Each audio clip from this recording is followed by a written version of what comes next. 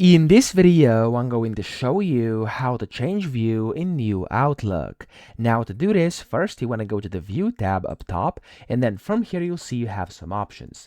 Now you have like things like messages over here, you can collapse conversations, you can go in Zoom, etc. But like the most things are going to happen in here. So if you click on things like layout over here, you can change the ribbon from classic to simplified. So again, as you can see, it's completely up to you, whichever one you want to use. Then you have things like reading page over here, you can change it. You have the My Day if you want to show or hide it, and then you have things like the folder pane over here where you can of course go and hide or show it. You could go and show favorites if you want to, etc. And you can also change density over here if you want to as well, just like this. Okay, now if you want more settings, you have an option up here top left. If you click on view settings, this is going to give you even more settings inside the mail and layout over here, where you can then just go ahead and select like your text size and spacing, your message height, organization, and then the reading pane, etc. Okay, you can kind of customize how it looks, how it pops out, where things are, and stuff like that. So that's how to change view. I hope this video helped you out. If it did,